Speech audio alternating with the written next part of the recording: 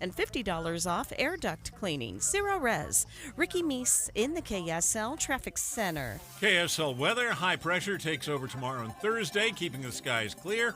There's a chance of rain Friday and snow going into the weekend. And right now, we're at 34 degrees with mostly cloudy skies. I'm Dan Bomas from the KSL Common Spirit Health Studios. Listen online at kslnewsradio.com for Utah's news, traffic, and weather station. Inside Sources. Inside Sources. America's voice of reason. Boyd Matheson on Utah's home for elevated conversation. Inside Sources on KSL News Radio. We know that the headline of the day today is the big meeting at the White House that took place with President Biden, Chuck Schumer, Mitch McConnell, Mike Johnson, and Hakeem Jeffries. This was the headline of the day today. But before we get into what was actually said and not said in the meeting, what was done and left undone during the meeting, we actually want to take a step back and look at, is this one more transactional meeting, or is there an opportunity for a relationship that could produce real policy results for the American people? Let's begin. Think you know the news of the day? Think again with Boyd Matheson on KSL News Radio. The interesting thing that we want to get to as we go through the program is, again, getting back to the principles of how do you do these things. It's not controlling behavior by way of government or by mandate. It's living these principles. And one of the interesting things that was pointed out in a fantastic piece in Politico today by our friend Jennifer Haberkorn, who's the White House reporter for Politico, and she actually writes on the relationship between the Biden administration and Capitol Hill. She talked about the fact that President Biden and Speaker of the House Johnson really don't have a relationship. And so that's where we want to begin. Jennifer, welcome back to the show. Great to be with you, Boyd. Fantastic piece today. And you must have been reading our minds because we wanted to get to these principles. And it is the fact that, D.C. in general has become so transactional of late. But dig us into this as it relates to President Biden and Speaker of the House Johnson and how that might impact our current version of the Shutdown, Showdown. Yeah, where we got started with this was, think back to relationships of a long time ago. Tip O'Neill and Ronald Reagan is the telltale example of, bipartisanship, people working across the aisle, the Speaker of the House, the president of different parties, and they worked together where they could and they squared off where they couldn't. And, that doesn't really exist anymore. There are very few bipartisan relationships. It's really unusual to see a Republican and a Democrat getting together and being friends and yet having political differences. But you look here at President Biden and Speaker Johnson. And granted, Speaker Johnson is very new on the scene. No one expected him to be the Speaker of the House, but there's no relationship that is formed between him and the president. And the Speaker has been trying to get a one-on-one meeting with the president. The White House has so far refused that invitation. But we are going to see them sit down with the other congressional leaders, and we're just 4 days away from another potential government shutdown. And the fact that this top Republican, top Democrat don't have a relationship, don't even have back channel top aides who can talk to each other, really doesn't bode well for trying to bridge that divide and keeping the government funded beyond Friday. Yeah, and I think it's so fascinating. I love the way you pointed this out in your piece that it really is one of the hallmarks of President Biden's career has been both the relationship side on the outward facing, but also the really interconnected back channels that he's been able to navigate over his time in the Senate as vice president. And so this is really an aberration, I think, in terms of how he approaches things. Any hope on the horizon in terms of just the two of them getting in the room beyond just we always call it the law firm of Schumer, McConnell, Johnson, and Jeffries. Any chance of the real connection happening there? It's not promising because Johnson, has asked for this one-on-one meeting, and Biden, he made a comment to reporters last week saying, sure, I'd be happy to meet if he has anything to say. And then his aides followed up and insinuated that Johnson wasn't working in good faith. He's like, the president's press secretary said something along the lines of, if he is demonstrating good faith, he would hold a vote. And, they've just traded barbs over the past week. We saw President Biden at a fundraiser refer to congressional Republicans as segregationists, liking them to Strom Thurmond. And Johnson responded on Twitter, I should say X, formerly known as Twitter, saying, Biden was dealing from a race card from the bottom of the deck. So there's just a lot of that going on. So it's hard to see any kind of back channeling, good communication forming. But I should say Biden has been at this for a very long time.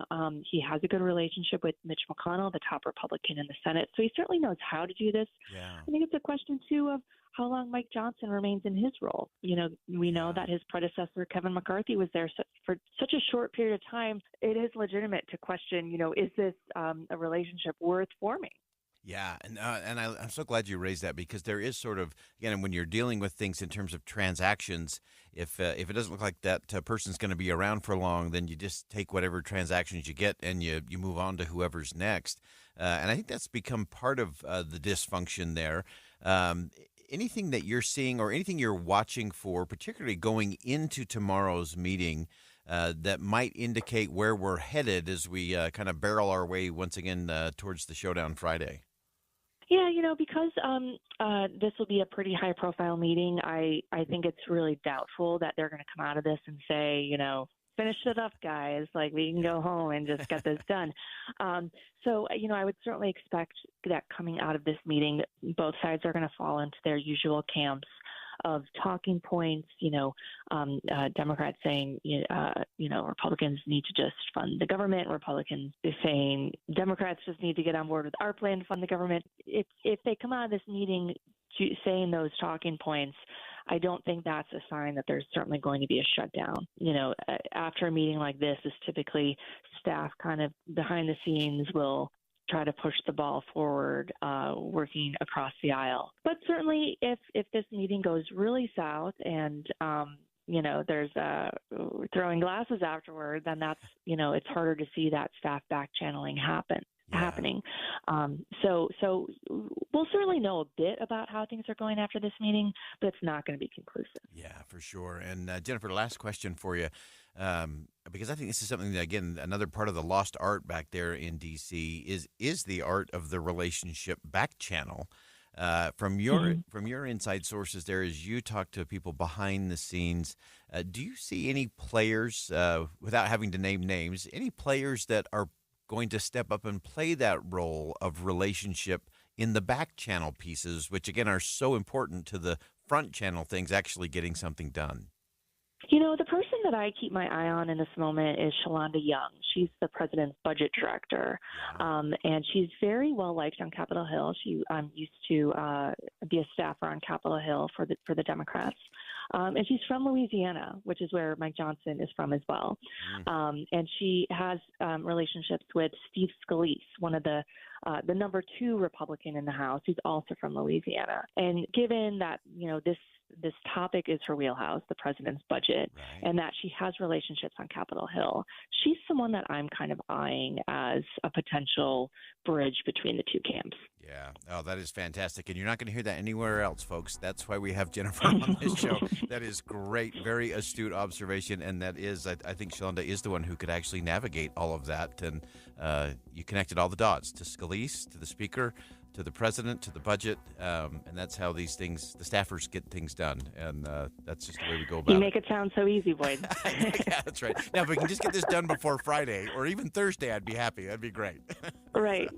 All right. Jennifer Hayrick-Corn, White House reporter for Politico, always focused on that relationship between the Biden administration and Capitol Hill. It's great writing. It's fantastic reporting. It's great behind-the-scenes pieces. Check out her piece at Politico today as well. Jennifer, as always, thanks so much for joining us. Thank you for having me. Have a good one. We're going to stay with the conversation, so stay with us. Coming up at 2:05, we'll actually break down what happened inside the meeting. We'll also get a look at what is the road ahead, what needs to be done by Friday, and is there any hope of anything actually getting done? Stay with us. We'll be right back.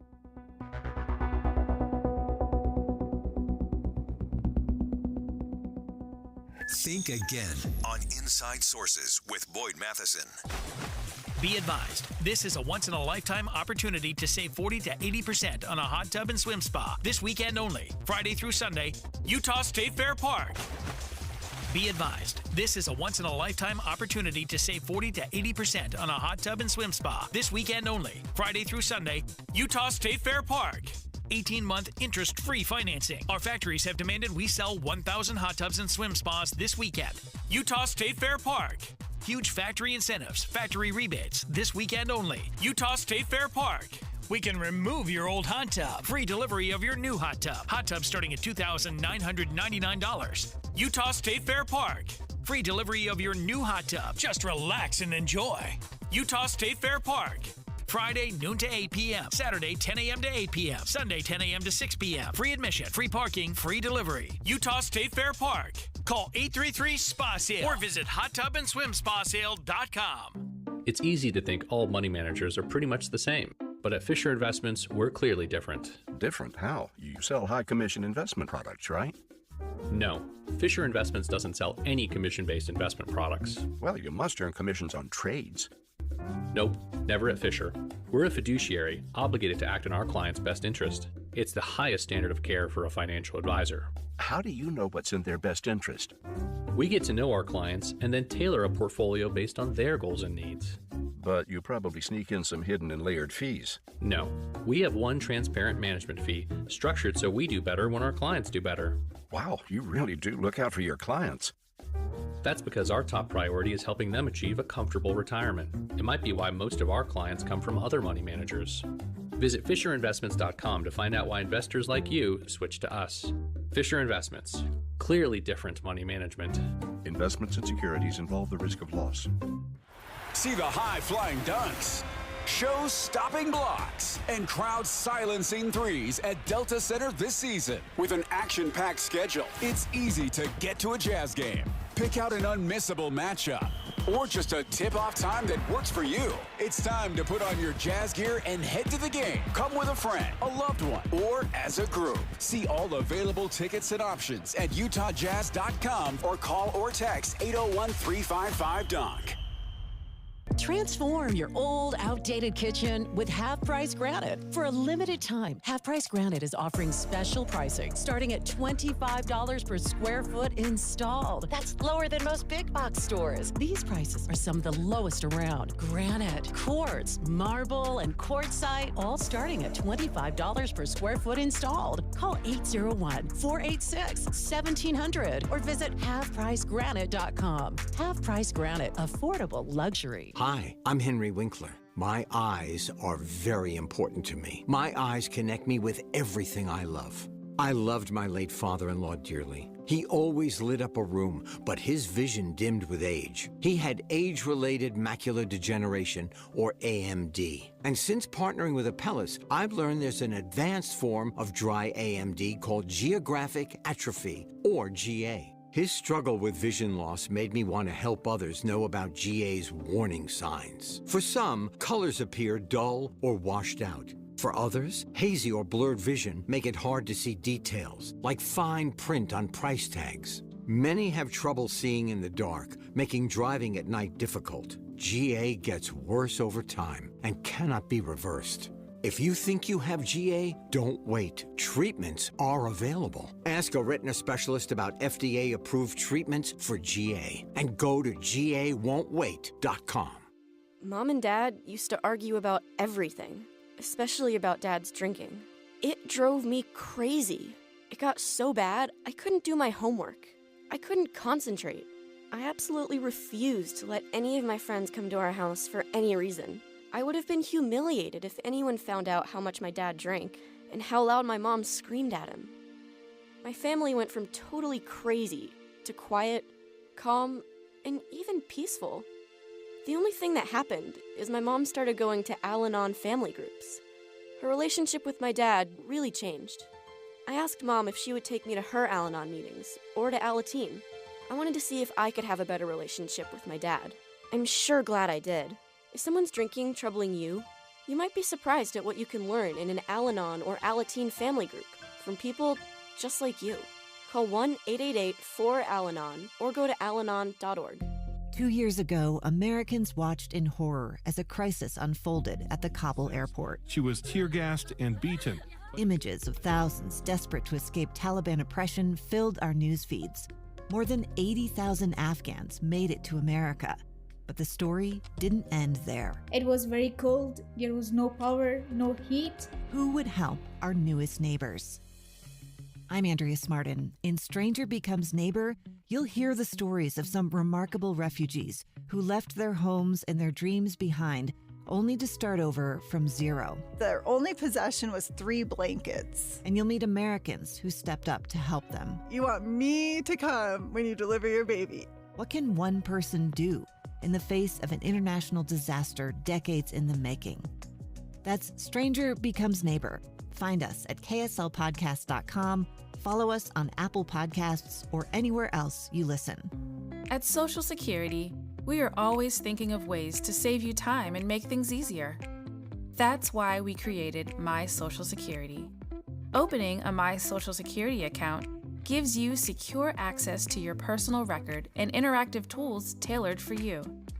You can see if you are eligible to receive benefits, view spousal benefit estimates, and compare retirement benefit estimates at different ages or dates when you want to start receiving benefits. Already receiving benefits? Use your account to change your address, set up or change direct deposit, get a proof of income letter, and more. In most states, you can also request a replacement Social Security card. Save time. Go online. Open a My Social Security account at ssa.gov/myaccount. Social Security, securing today and tomorrow. Produced at U.S. taxpayer expense. With the 3 things you need to know this hour, I'm Dan Bomas. First, a bill to make it easier for would-be teachers to work in Utah schools is moving toward final passage in the legislature. Second, Utah's snowpack totals are looking good at this point in the winter. And third, along with discussions on aid to Ukraine and Israel, President Biden and congressional leaders have to make a deal to keep the federal government running past this weekend. Right now, 34 degrees, mostly cloudy in Salt Lake City. Back to Inside Sources on KSL News Radio. Get deeper insights on the news from Inside Sources. Welcome back to Inside Sources here on KSL News Radio. It's great to be with you today, as always. I am Boyd Matheson, and it's always interesting to look at what's going on in rural America and things that are and are not happening. And just an amazing piece. Dana Milbank, of course, nationally syndicated opinion columnist for the Washington Post, does commentary on a host of different news outlets, author of 3 books on politics, but had just a piece that caught my attention today there in the Post, talking about President Biden and investments made in rural America. Very red. We talked about the president taking credit for some student loans and sending out a "You're welcome" email. When it comes to getting broadband and internet into these rural places, probably no welcome, thank you, coming back. And Dana, welcome to the show. Oh, it's great to be with you. And I just have to have you give us a snapshot of the story of how you came to really understand the importance of this infrastructure for broadband and internet in our rural communities. Well, I came to understand it in a very personal way. In fact, I'm talking to you now from my farm in rural Virginia. So apologies in advance if we don't complete this interview, but I've got decent service now. But when I'm coming from the city where you'd get gigabit service, it was a little bit surprising for me to come out here and discover. The internet goes out one night, and it's because some animal across the valley had nibbled some cable, apparently, and then water got into it, and then the tree that the dish was in was rotting. So this was an unfamiliar thing to me. And, for me, just coming out here, it's an inconvenience. But, looking into the issue generally, there are millions of Americans who don't have internet at all because they just can't access it in rural areas. So there's about 7 million households, so wow. Well more than 7 million people who there's just no access to broadband internet at all. So you're just trying your luck with your phone, or maybe you've got some sketchy satellite-based internet.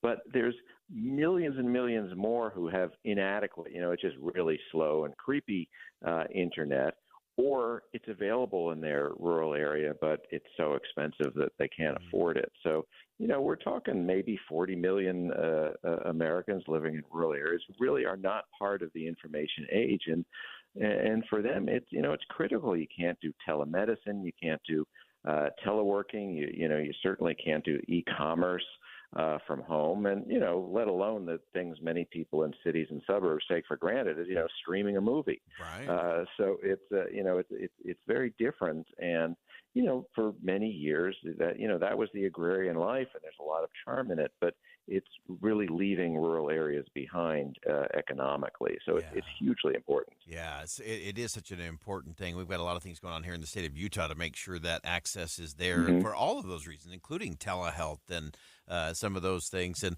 I'm just going to encourage everyone to go to the Washington Post today and read this piece, because just the description of the fact that it wasn't even a connection to your house or your property. It was a squirrel on the other side of the valley that did that. So you've got to go read that today. But I want to get to the politics of this and both the governing component to it as well. Clearly, President Biden moved some things forward. And one of the things that even people within the administration and the Democratic Party more broadly have said, look, Mr. President, you got to take some credit for some of these things that are getting done. And this seems to be one where the president might have a hard time selling, even if he's doing a great service out there. Yeah, I mean, look, he can go out and take credit, but it doesn't mean it's going to be given to him. We see that with the economy as well. Everything is just so partisan in our system that it's just not going to happen.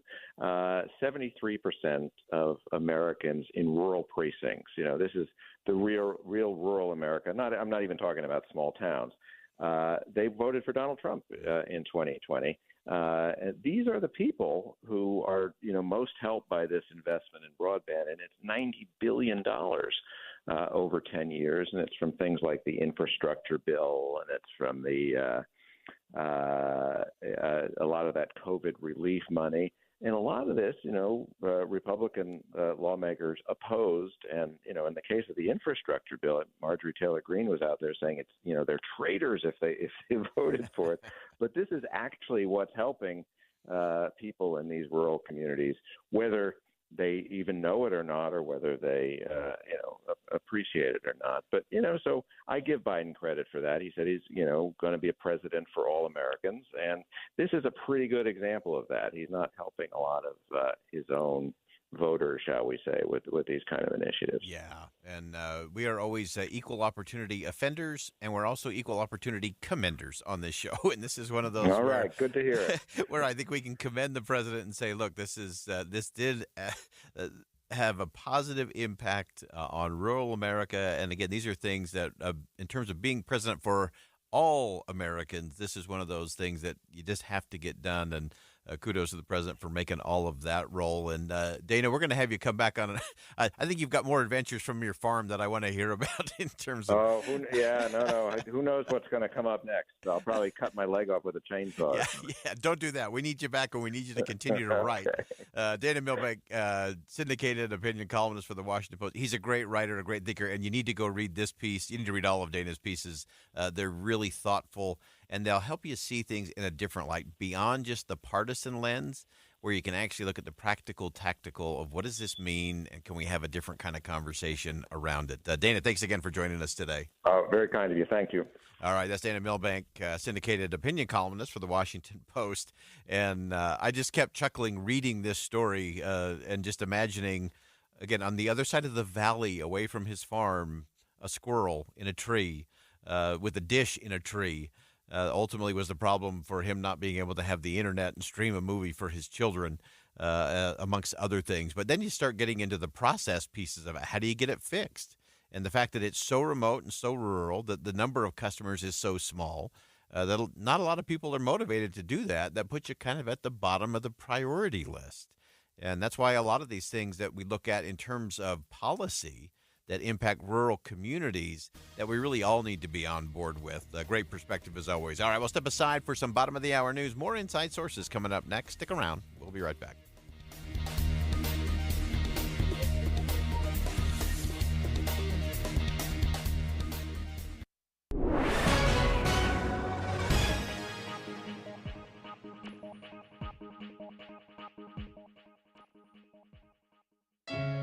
Do you worry about how much someone drinks? Do you feel angry or depressed most of the time? Do you feel neglected or unloved? Do you feel you attract people who tend to be compulsive or abusive? Do you have money problems because of someone else's drinking? Are you afraid or embarrassed to bring your friends home? Do you feel that if the drinker loved you, she or he would stop drinking? If you answered yes to any of these questions, you are not alone. More than half of all adults have a family history of alcoholism. Not everyone trapped by alcohol is an alcoholic. Families and friends are suffering too. Al-Anon and Alateen can help. Call 1-866-200-0223 or visit alanon.org/help. It's 1:31 at KSL News Radio. I'm Dan Bomas. KSL's top local story this hour. Utah's snowpack for the year seems to be doing just fine. That's at least the way KSL's chief meteorologist sees it. Here's KSL News Radio's Eric Cabrera. I spoke with KSL meteorologist Kevin Eubank, and he told me Utah's totals have looked good. Our snowpack has actually been... I spoke with KSL meteorologist Kevin Eubank, and he told me Utah's totals have looked good. Our snowpack has actually been very, very good across the state of Utah. Last week, every basin in the whole state was above average. But to maintain that average, it's going to take more than one storm to keep us there. It's super easy to trend back down if you're not getting consistent storms spread out across the entire state. The verdict? Overall, Utah is in a great place with snowpack. Eric Cabrera, KSL News Radio. Our top national story this hour from ABC News. Elon Musk was coming under fire when Tesla canceled a big order from a bakery in San Jose, but the story has a happy ending. Here's ABC's Alex Stone. Tesla placed a huge order for a company event, 4,000 mini pies, and then canceled the order after the ingredients had already been bought. The community rallied. The small bakery's story went viral on social media. Owner Vladny Rasataranera. I don't think I have any words to say how grateful I am. Tesla is now paying the bill and even hiring her to cater future events. Alex Stone, ABC News.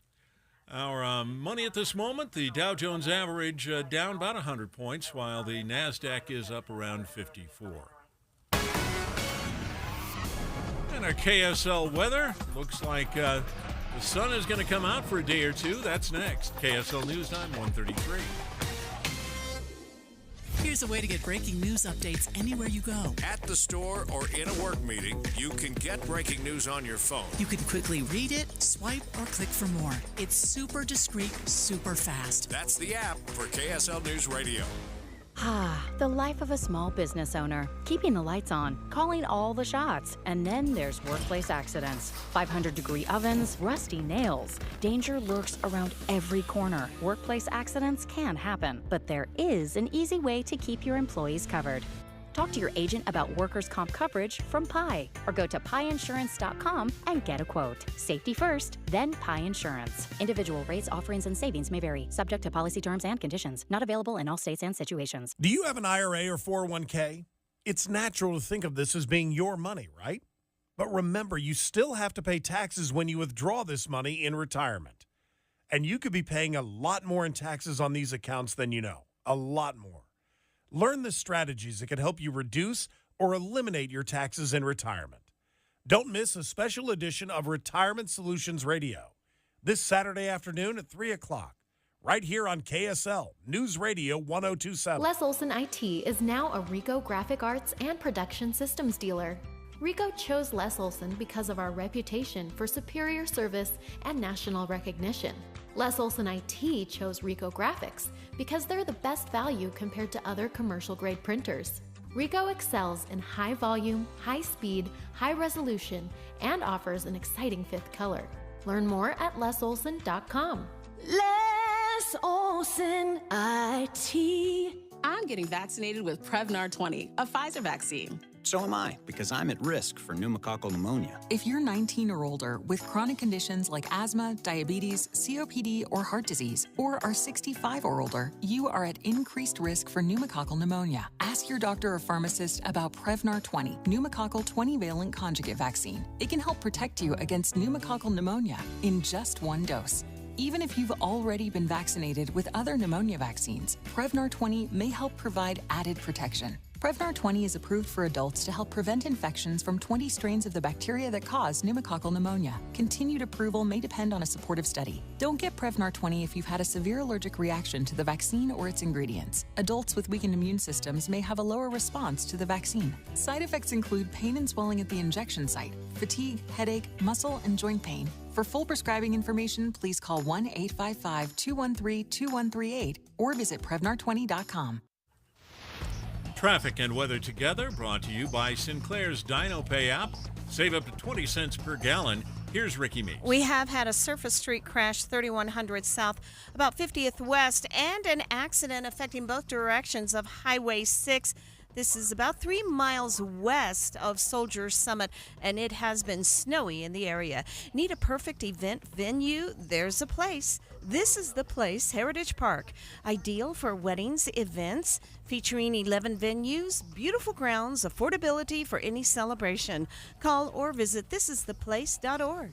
Ricky Meese in the KSL Traffic Center. KSL weather, high pressure means sunshine tomorrow and Thursday.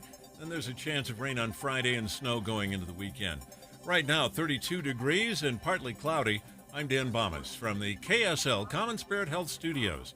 Listen online at kslnewsradio.com. We're Utah's news, traffic, and weather station. Inside Sources. Inside Sources. America's voice of reason. Boyd Matheson on Utah's home for elevated conversation. Inside Sources on KSL News Radio. Well, as the war between Israel and Hamas continues, the questions continue to swirl. Are we any closer to any kind of ceasefire? Are there any progress being made in terms of the hostages? Any other progress in terms of what happens next as this continues to grind on? Of course, the humanitarian crisis in Gaza is only deepening. The Israeli Prime Minister Bibi Netanyahu is facing increased challenges both at home and abroad. Obviously, things inside of Israel, he's been under immense pressure for a very long time over the course of the last year on a host of things outside of what took place on October the 7th. And then, of course, the increased international community weighing in with dissatisfaction in terms of the prosecution of the war between Israel and Hamas. And so as we look at where we actually are and trying to get past some of the headlines and, more importantly, what comes next and how do we get to a space where we can get to not just a ceasefire, but beyond, what happens after that, I think is the real test. And beginning that, of course, is dealing with the hostages. Some of those are American citizens. We need to keep that in mind.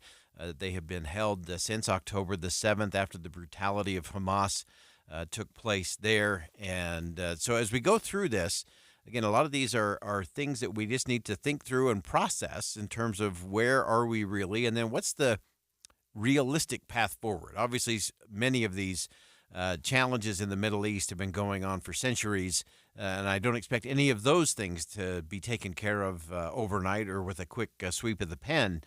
But there is a path to get to at least a space where both humanitarian efforts can be done to help the innocents that are suffering. And obviously, Israel needs to have confidence that their people won't be under attack in similar ways to October the 7th, which many within Hamas have continued to say they will continue to carry out. So there are some underlying things that are going to make this very difficult to navigate, but let's try to navigate what we know. First, yesterday, in a little bit of a surprise, as President Biden was just chit-chatting with some journalists at an ice cream parlor as part of a campaign stop, he said he actually hoped that the ceasefire agreement would be solidified by next Monday. My national security advisor tells me that we're close. We're close. We're not done yet. And my hope is by next Monday we'll have a ceasefire. That was actually big breaking news coming out of the ice cream parlor from President Biden. Those words had not been uttered by any member of his his organization, anyone within the Defense Department, anyone within the State Department. And so that was just a little bit of breaking news from the president. And, of course, the response to that both nationally and internationally was maybe not quite so fast. But that's hopeful that at least the negotiations are moving in a positive direction, enough at least to give President Biden some confidence that there is a path forward. Now, the president continued on the campaign side of his day yesterday, going on late-night television, late night with Seth Meyers for an interview. An interesting choice, I think, for the president, who hasn't done a lot of interviews of late. The show host asked the president about what was happening in the Middle East, talked about a two-state solution between Israel and Palestine, and the state of the hostages, when that kind of release or deal could be negotiated. Here's how the president responded. And so there's a process underway that I think if we get that temporary ceasefire, we're going to be able to move in a direction where we can change the dynamic and not have a two-state solution immediately, but a process to get to a two-state solution. Now, I think that's important that the president said, look, we're not jumping to the two-state solution, but there is a path to a process towards a two-state solution. And the big players in that, Hamas is one of those that has really been in the middle of mucking up the gears of a two-state solution. There had actually been some great progress between the United States and Israel and others in the Middle East who had warmed to the idea of saying, okay, look, let's see if we can't make this work. But remember, in a two-state solution, Hamas can't exist. So there's plenty of incentive for Hamas to keep stirring things up or distracting.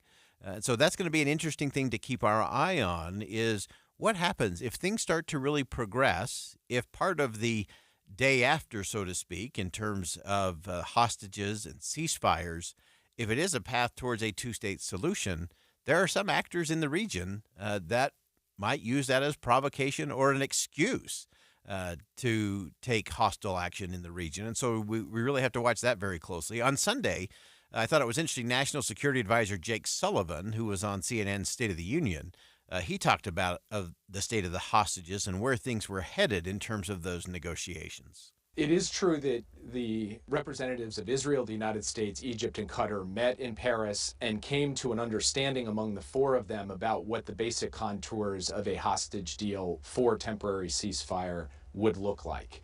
There will have to be indirect discussions by Qatar and Egypt with Hamas because ultimately they will have to agree to release the hostages. That work is underway. And we hope that in the coming days, we can drive to a point where there is actually a firm and final agreement on this issue, but we will have to wait and see. So that's Jake Sullivan saying, look, the contours of a deal at least have been agreed upon. So that is hopeful, and especially for those hostages and for their families who have just been going hour to hour, minute to minute in the uncertainty of all of that since October the 7th. Now, interestingly, Israeli Prime Minister Benjamin Netanyahu, of course, is battling for his own grip on power. In an interview with Margaret Brennan on Face the Nation on Sunday, she asked the Prime Minister about a timeline of victory and the coming threat of operation in Rafah in southern Gaza. Here's how he responded. Once we begin the Rafah operation, the intense phase of the fighting is weeks away from completion. Not months, weeks away from completion. And that is, we've already destroyed 18 out of the 24 Hamas terrorist battalions. So we have and 4 of them are concentrated in Rafah. We can't leave the last Hamas stronghold without taking care of it. Obviously, we have to do it. But understand, too, that I've asked the Army to submit to me a double plan. First, to evacuate, to enable the evacuation of the Palestinian civilians in Gaza, and obviously, second, to destroy the remaining Hamas battalions. That gets us a real distance towards the completion of our victory. And that we're not going to give it up. If we have a deal, it'll be delayed somewhat, but it'll happen. If we don't have a deal, we'll do it anyway. It has to be done because total victory is our goal and total victory is within reach. So much to unpack and get to there. A lot of people are questioning Netanyahu's day after plan. We know there's been protests, including the self-immolation of Aaron Bushnell, who died in front of the Israeli embassy in D.C. This is a long way from being done. This is just the beginning of the beginning. We'll continue to follow it here on Inside Sources on KSL News Radio. Hi, I'm Henry Winkler. My eyes are very important to me. My eyes connect me with everything I love. I loved my late father-in-law dearly. He always lit up a room, but his vision dimmed with age. He had age-related macular degeneration, or AMD. And since partnering with Apellis, I've learned there's an advanced form of dry AMD called geographic atrophy, or GA. His struggle with vision loss made me want to help others know about GA's warning signs. For some, colors appear dull or washed out. For others, hazy or blurred vision make it hard to see details, like fine print on price tags. Many have trouble seeing in the dark, making driving at night difficult. GA gets worse over time and cannot be reversed. If you think you have GA, don't wait. Treatments are available. Ask a retina specialist about FDA-approved treatments for GA and go to GAWon'tWait.com. Intermountain Medical Center in Murray, LDS Hospital in Salt Lake City, and Utah Valley Hospital in Provo are ranked among the 2023 list for best cancer hospitals in the nation by Newsweek magazine, with a high level of comprehensive personalized care and treatment they provide. Intermountain Cancer Center locations provide an integrated, personalized approach to cancer treatment care, close to home for patients throughout the Intermountain West, as well as telehealth services. Brought to you by Intermountain Health and KSL News Radio. Guys, did you know your testosterone affects everything in your system, including how you feel and perform every day? Right now, Revive Men's Health Salt Lake City will check your testosterone for free. Knowing your T levels is the first step in understanding if you have low T. Your testosterone level impacts your energy, libido, sleep, weight, hair loss, mood, and even ED. Maintaining an appropriate T level can change your whole life. Most men start to see changes in their hormone levels in their 30s. Experience and results matter. So what are you waiting for? Get your T levels checked today by local, experienced, and trusted men's health experts. They've helped thousands of men since 2011. They're so confident they can help you, they even guarantee it. Call Revive today and schedule your free testosterone test, free exam, and free consultation. Call Revive Men's Health at 801-263-7777. That's 801-263-7777. Or visit ReviveMen'sHealth.com. Over the years, you've brought opioids into your home. They helped when you were in pain, and you held on to them just in case. But holding on to opioids puts your family at risk. Learn more at www.fda.gov/drug disposal. Okay, that's good. Whoa, Dave! Sorry, I'll go grab some paper towels. You can't let Dave pour things. He works at JCW's. They fill stuff up past the brim over there, like their milkshakes. They're thick, rich, and oh my gosh. Delicious? Oh no, Dave's filling up Crystal's car for her. Dave, stop! Hey, this is Clark for JCW. Stop into any of our 5 locations today. We're located in American Fork, Thanksgiving Point, Provo, South Jordan, and our new location in Harriman. Come in and see why at JCW's we believe in quality and a lot of it.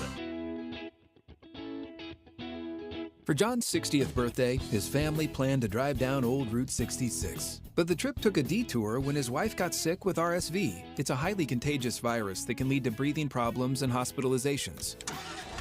This year, we don't want to cancel our plans.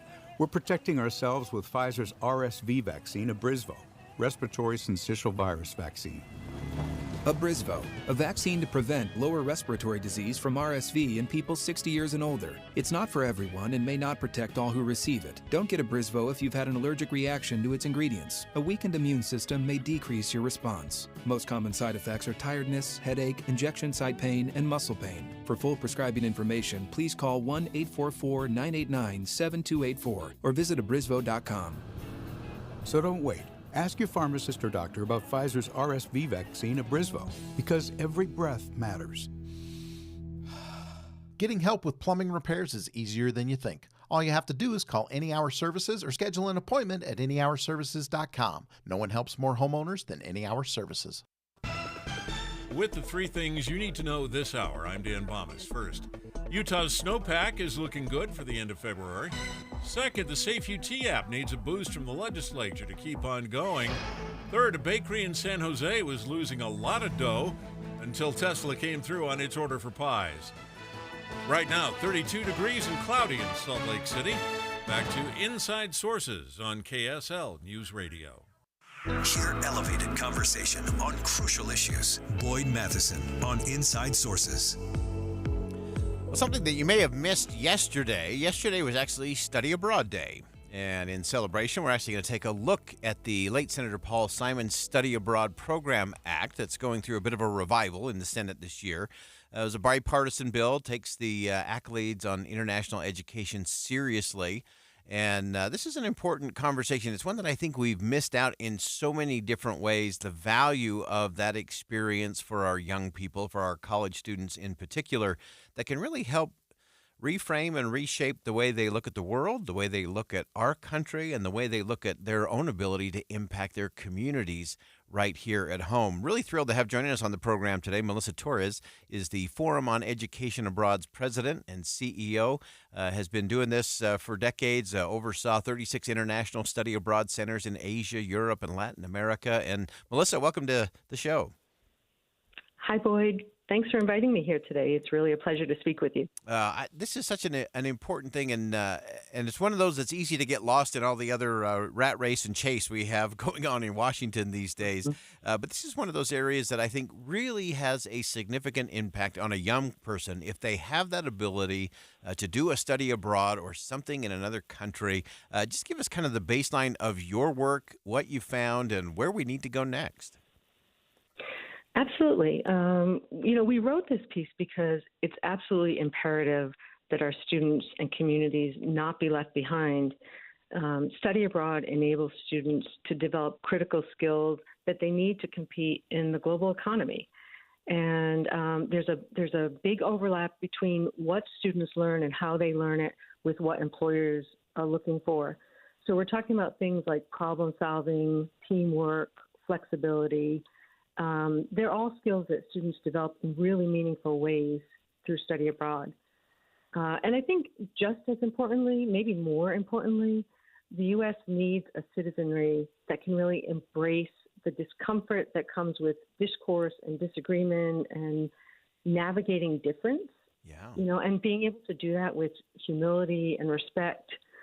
So, we're asking Congress to act on a bill that was first introduced back in 2006, and it's really only grown more important to the future of not only the workforce and our global standing, but really the democratic foundations of this country. Yeah, I think it's so vital that we get to that, and some of the things that you pointed out in your piece at thehill.com, and people should check that out as well. But that whole thing in terms of competing in a global economy, the problem solving, the analytical skills, the foreign language fluency, but just this whole idea of learning to recognize and value the differences of different cultures, different lifestyles, different parts of the world is such a game changer, I think, for young people today.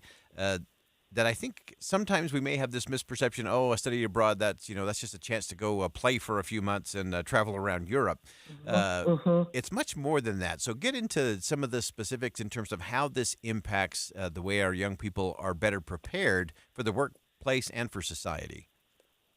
Sure, because they are living and studying and sometimes interning in a culture that is totally new to them. It may be a different language. They're in classrooms with people who have different ideas, perspectives, and solutions to some of the complex problems that the world is solving. And I think, we're all in our own little media and information bubbles, and your program does a lot to break down those barriers. And I think this is one way that we help students to understand more about the world, more about themselves. And it's not just about the student either. It's about the communities in which they live and that are going to depend on them to be informed and responsible leaders. So whether they end up in the private sector and they have customers and clients and coworkers that are around the world and they need to know how to work and communicate with those folks, or they're in public service, or they're in religious life or health or education. I mean, we are a diverse community, and and students need to be able to navigate that. Yeah, it's so interesting what happens when you start to just change that perspective. I remember working back at an international organization years ago, and you'd come up with this brilliant idea and a great tagline for something, and then someone would say, "Yeah, but that doesn't translate well in Japanese," or what, "That's never going to work in France," or the African continent's just not going to buy into that. And so you have to start thinking differently and more holistically, and it just changes your perspective. Absolutely, and listening, right? Listening is a really important skill, and not just throwing out a comment on social media or only talking to people who reinforce the perspective that you already have. It's those conversations, and whether they're occurring with a homestay family, or they're occurring in a residence hall, or they're in a classroom with a professor who maybe has never been to the United States, and is teaching a subject that the student may not have taken on their home campus, or in a language that the student is learning. It gives you a whole new appreciation for how vast and complex and beautiful the world is. And I think it's really it's an important way for students to develop that sense of awe and kindness to others. I love that. We talk about awe and wonder on this show a lot, and the world will never be lacking for wonders, but it's that lack of wonder that often gets us into trouble as we don't really value those differences and celebrate those differences. Have some holy envy for some of those differences across cultures. I want to quickly get into the fact this is a bipartisan, bicameral approach, and often for students. Some of them, I think, are self-selecting out just because of the thought of the cost of a study abroad. Give us a sense in terms of what this bill does to help bridge that gap and create opportunity for more to have that kind of international experience. Well, you're so right. Finances are the number one reason why students opt out of studying abroad. There's a tremendous percentage. I think it's 72% or more of students coming into college say they want to study abroad. And then because of the high cost of education, because some students have to work in order to pay tuition or to support their families, they're not able to study abroad. So a big part of this bill will be providing funding that students can use towards their study abroad experiences.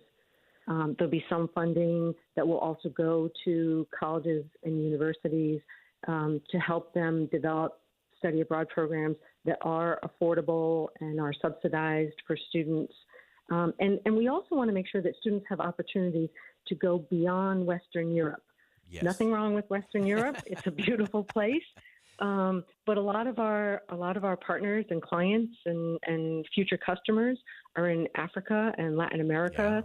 And we don't have as many study abroad programs there and as many students traveling there as we need to. This is a great one. We're going to continue to follow this one as we move along. Melissa Torres is the Forum on Education Abroad's president and CEO. Again, this is a bipartisan, bicameral bill working through Congress right now to make sure that funding is in place for those experiences. And as we often say here in the state of Utah, which is no longer just the crossroads to the west, but a crossroads to the world. And we need students, we need young people with that international perspective and vision, and that ability to value the differences across all of those cultures is important for freedom all across the world and for those conversations. And Melissa, thanks so much for joining us today. Thank you, Boyd. Your listeners could go to nafsa.org/take-action if they'd like to urge the Utah delegation to support the bill. And I really appreciate being here today. Awesome. Fantastic. Melissa Torres, once again, joining us. And to me, this is one of those important things. Congress doesn't have a lot of things that they have to do. This is one of those like, okay, that one can make a difference. And so that's worth checking out and exploring today for sure.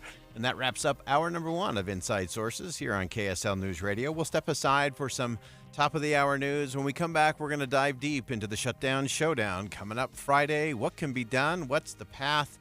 How do we get out of this Groundhog Day? We'll talk about that coming up next. Stick around. We'll be right back.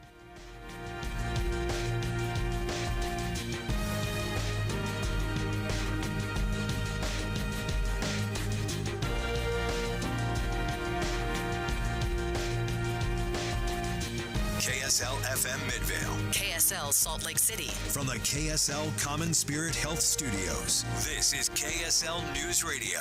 Utah's news, traffic, and weather station. It's 2 o'clock at KSL News Radio. I'm Dan Bomas. KSL's top story this hour. The expiration date for a life-saving cell phone app is coming up. KSL News Radio's Alexandria Bonilla reports. Safe UT, the crisis chat and tip line app, is up for renewal in the legislative session. Representative Steve Elison is sponsoring the bill to keep it going. He says its life-saving tools are 100% worth it. The app's annual report shows that just last year it helped connect students more than 800,000 times to mental health experts, giving them a place to report school safety threats. Our top national story this hour from ABC News. Negotiations for a temporary ceasefire in Gaza are not done yet, in spite of what President Biden was saying. He said he hopes to see a deal by next Monday. That update from National Security Communications Advisor John Kirby also addressed the growing concern about starvation in the war zone. The United States will provide an additional $53 million in urgently needed humanitarian assistance, which will include assistance to the World Food Program and other international NGOs. Kirby says there have been some serious negotiations aimed at arranging a ceasefire. Your money at this moment, the Dow Jones average down on the day, but not quite as much as it was. The NASDAQ is trending back up again. And our KSL weather, just sunny and nice for the next couple of days. That's next. KSL News Time, 2:01.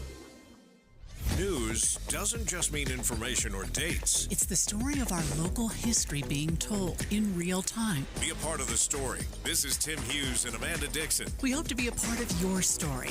We have you covered on KSL News Radio. Tired of living in your parents' basement or renting? You want to buy a home, but you were told that your debt-to-income ratio is too high. This is why you need a highly qualified mortgage lender. Rick at Loans by Rick has 22 years of experience and has helped hundreds of clients lower their debt-to-income so they can make the most important purchase of their lives and buy a home. As with any profession, there are different levels of mortgage lenders, so why not work with the best lender? One that can cut through the mortgage jungle and get you into a home. As interest rates come down, home values will go up, creating multiple offers which will raise home values higher. Don't wait to buy a home. Buy now. You can always refinance later and save hundreds of dollars. Let Loans by Rick guide you with your mortgage process. Call 801-809-SAVE or click loansbyrick.com. That's loansbyrick.com. Rick Kirschenbaum, NMLS 241179, and Vintage Lending, NMLS 287106 are equal housing lenders. Some restrictions apply. I'm Jason Walton. In business, I mentor hundreds of Utahns as they pursue their American dream. The same dream career politicians treat with contempt. They send our money to our enemies abroad while shortchanging our veterans at home. It's not right. They're letting drug cartels escort criminals and terrorists across our border. It's time to stand up. So I'm running for the United States Senate. Stand with me. I'm Jason Walton, and I approve this message. Paid for by friends of Jason Walton for Senate. Transform your old, outdated kitchen with Half Price Granite. For a limited time, Half Price Granite is offering special pricing starting at $25 per square foot installed. That's lower than most big box stores. These prices are some of the lowest around. Granite, quartz, marble, and quartzite, all starting at $25 per square foot installed. Call 801-486-1700 or visit halfpricegranite.com. Half Price Granite, affordable luxury. Tim Jr. here from RGS Exteriors. And did you know that we get a bunch of service calls per year from people who didn't even hire us? That means they originally hired someone else to replace their siding, gutters, and windows. Then later, when a problem popped up, they tried to call their contractor back to fix it, only to find out that the contractor has ceased to exist. They're gone, done, out of business. At RGS Exteriors, we've been serving Utah for 70 years. As a fifth-generation owned contractor, we've got customers who are the grandkids of our customers we had in the 1950s and 60s. We're not going anywhere. We will be here when you need us, period. For siding, gutters, and windows, now and forever, call RGS Exteriors at 801-280-3110 or visit at rgsexteriors.com. That's 801-280-3110 or rgsexteriors.com. Traffic and weather together brought to you by Sinclair's DinoPay app. Save up to 20 cents per gallon.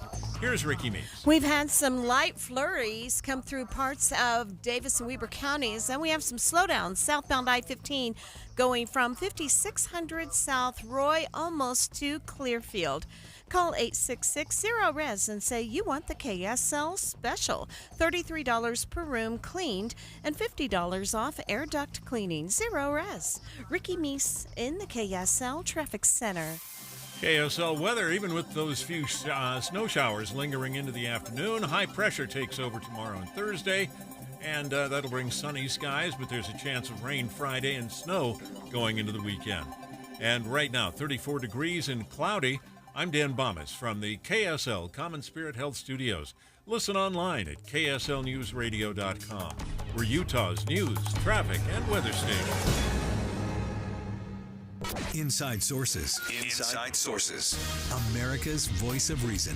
Boyd Matheson on Utah's home for elevated conversation. Inside Sources on KSL News Radio.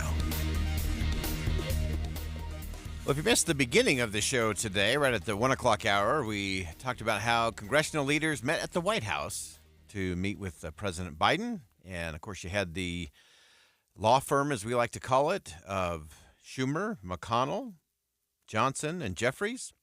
I could say it like a law firm. You could say Schumer, McConnell, Johnson, and Jeffries. I think that's the right way to say that. They had their meeting, but now we want to get past the headlines of just the meeting. Let's find out what happened on the backside of the meeting. Then we'll unpack if anything is going to happen as a result of the meeting. So let's begin hour number 2. Think you know the news of the day? Think again with Boyd Matheson on KSL News Radio. All right, so let's get to the after party. After the meeting, inside the White House, again, you had the 4 leaders, the 2 Democrats, the 2 Republicans, and President Biden all in the room. And let's see what they said about the meeting, and then we'll unpack about what they're actually going to do about the meeting. Those are 2 very different things, by the way. But let's start with the Speaker of the House, Mike Johnson. He laid out his priorities heading into the meeting and the message he had for President Biden. When I showed up today, my purpose was to express what I believe is the obvious truth, and that is that we must take care of America's needs first. When you talk about America's needs, you have to talk first about our open border. The other big priority for our country, of course, is the funding of our government. And we have been working in good faith around the clock every single day to get that job done. We're very optimistic. We believe that we can get to agreement on these issues and prevent a government shutdown. Speaker Johnson also addressed the spending package that would provide aid to our allies abroad, including Ukraine. It was a big part of the discussion in the meeting today, and here's the way he described that particular bill. You also heard, I'm sure, that there was discussion about the supplemental spending package, and I was very clear with the President and all those in the room that the House is actively pursuing and investigating all the various options on that, and we will address that in a timely manner. But again, the first priority of the country is our border and making sure it's secure. I believe the President can take executive authority right now today to change that. It's time for action. It is a catastrophe, and it must stop. So that's Speaker of the House Mike Johnson coming out of the White House following those meetings, reiterating really the key points that everybody was on, and that is we need to secure the border. We need to fund the government. That's a big part of the equation that has to be done by midnight on Friday, or there will be at least a partial government shutdown. And I would note, and we'll come back to this at 2:20 when James Wallner joins us, we'll break down what actually has to happen between now and midnight on Friday and how that is all going to happen or not happen. It's going to get very dicey and very interesting. For his part, Senate Majority Leader Chuck Schumer expressed some optimism that a shutdown could be prevented, but he was also very clear to float the necessity that there'll probably have to be one more short-term continuing resolution to make it happen. Well, it was both a productive and an intense meeting. Productive meeting on the government shutdown. We are making good progress. We made it very clear. The Speaker said unequivocally he wants to avoid a government shutdown. We made it clear that that means not letting any of the government appropriations bills lapse. which means you need some CRs to get that done. We're making good progress, and we're hopeful we can get this done really quickly. Now let's go to the minority leader in the House of Representatives, Hakeem Jeffries. He echoed much of what Senator Schumer had to say in terms of being optimistic that they could avoid the government shutdown, but they are going to have to do some things specifically in terms of a continuing resolution, keeping the spending going on current levels. Here's how Mr. Jeffries described it. I'm cautiously optimistic that we can do what is necessary within the next day or so to close down these bills and avoid a government shutdown. At the same time, it may be important to extend the pending expiration of the 8 additional bills that are scheduled to lapse on March 8th so that good faith, tough negotiations can continue in the absence of a government shutdown. Now, we're going to unpack all of that. Clearly, Representative Jeffries was talking about the fact we have to shut down these bills, meaning we don't have time to debate them or amend them. We just have to get them done so that we can keep the government open. He also mentioned that we would need to push things out, continuing resolution, so that they could continue to negotiate. We'll talk about what that means with James Wallner coming up at 2:20. But I want to get to the kind of the back half of their conversation inside the Oval Office today. And Senator Schumer said that during the meeting, things shifted from funding the government to a very clear message around a spending package for Ukraine and why it is time to get that piece of the puzzle done. But we made it clear to him we can't tarry or the war could be lost. And second, we wanted to do border and have a tough, secure border plan. But he can't say, I won't do Ukraine until we get border. He's tried to do border for 6 months and couldn't come up with a single Democratic vote. Senator Schumer also went on to say that this is one of those moments in history that matter and that the speaker is going to have to get on board and get something done, or he's going to have to live with the consequences of dropping the ball. We said to the speaker, get it done. I told him this is one of the moments, I said, I've been around here a long time. It's maybe 4 or 5 times that history is looking over your shoulder. And if you don't do the right thing, whatever the immediate politics are, you will regret it. I told him 2 years from now and every year after that. Because really it's in his hands. We told him how important it was. It was passionate. So I think one thing that was interesting in there that was a little bit subtle from Senator Schumer. So he started with a very high visionary statement of, hey, history has its eye on you. History is going to note what you do or don't do in this moment. But then he immediately went political and said, you'll regret it 2 years from now, meaning the next election cycle, that this will cost you if you don't get this done. And sadly, I think Senator Schumer sort of undercut his own moral authority by first saying, hey, this is a historic moment. We have to do what's right in the eyes of history and in the cause of freedom to, hey, if you don't do this, it's going to cost you politically. So you really ought to think about doing it because it'll be better for you politically in the end. And to me, that is the problem with all of these conversations is regardless of what happens in the room, and we don't know exactly what was said in the room because only 5 people were in the room. Also part of a problem. But then the fact that you come out and you talk politically is part of the problem. And so we have to be able to get back to what it is that truly matters. And that always starts with getting to the right process because the right process will lead you to the right outcome, the right policy outcome, which is in turn what is best for the American people. So we're going to stay with this conversation because this is going to get hot and heavy over the next few days as we barrel our way towards Friday and a potential shutdown. I don't think there will be. Put your panic button away.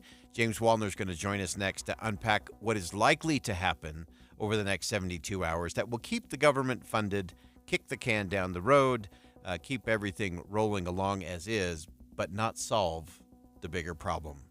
That's what I want to get to. We'll be right back.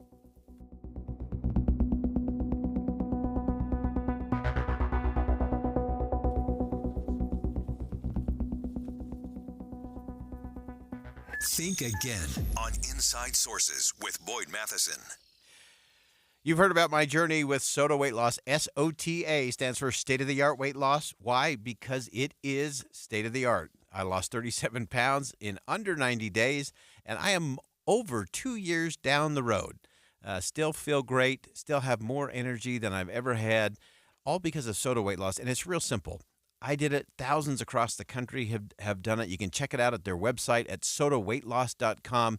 Thousands of people have gotten on board, and it is the one thing that I love as I go out into our community when people come up and they pull me aside in an event and say, I did it.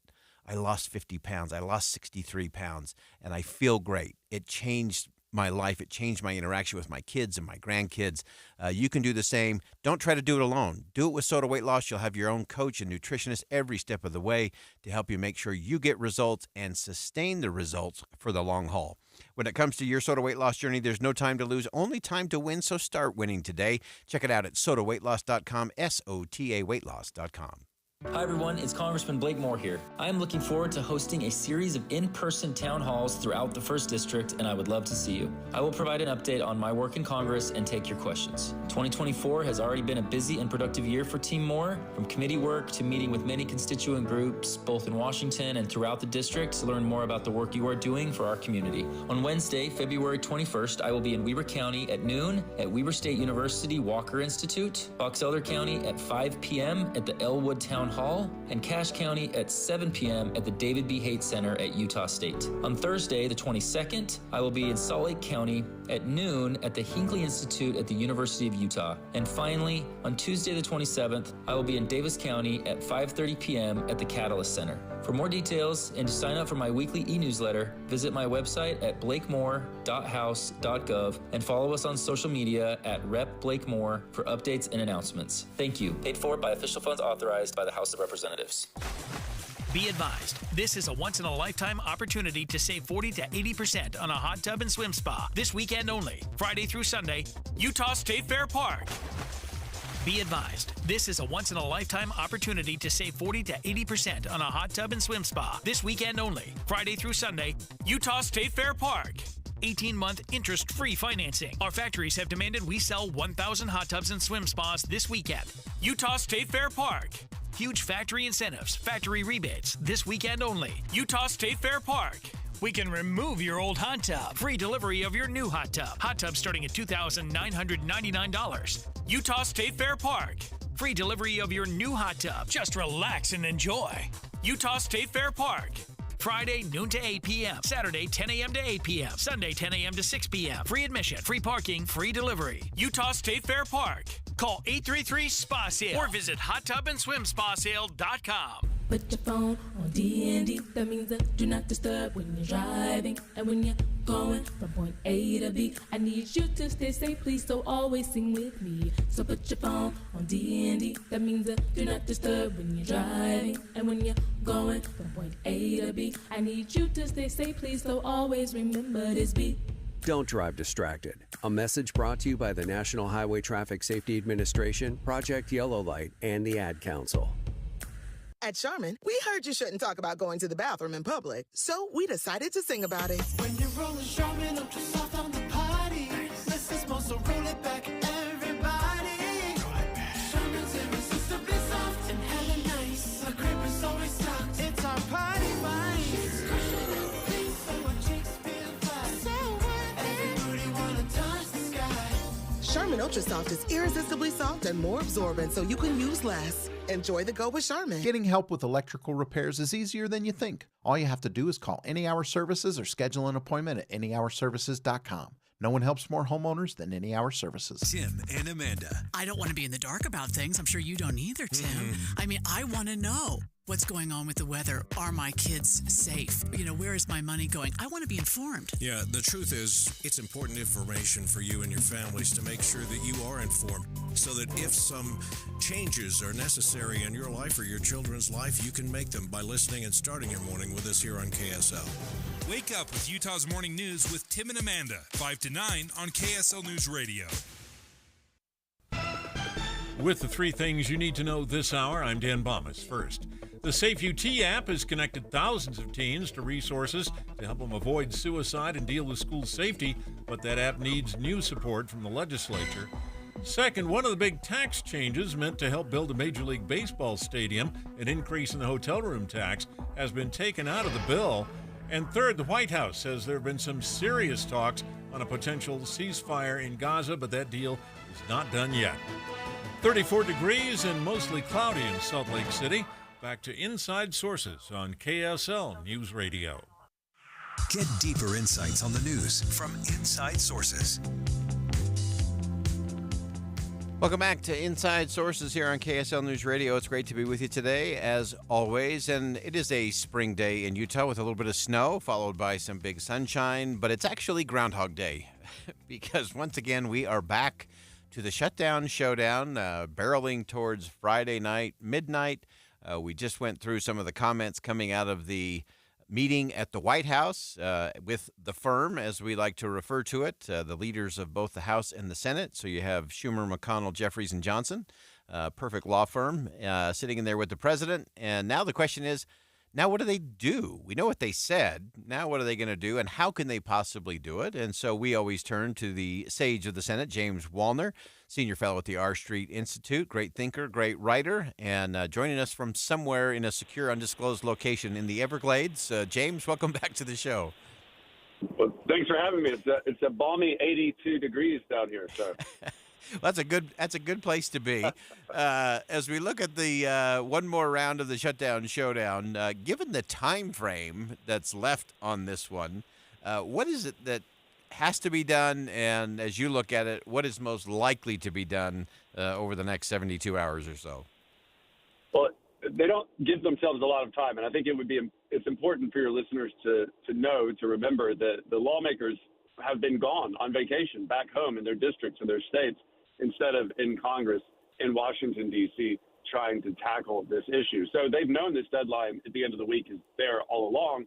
They just chose to not be there to tackle that deadline. So I think they haven't left themselves a lot of time. I think on the leadership's part, that is partly by design. But the rank and file, I think, are going to be very frustrated with where they are going to end up at the end of the week. And I think that's, again, partly by design on the part of the leadership.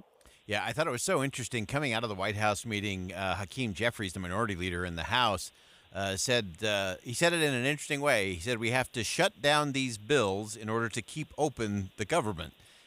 Describe for us what shut down a bill actually means in terms of the process. So the way that we make decisions in Congress today when it comes to government funding is that we meet in secret and we negotiate bills.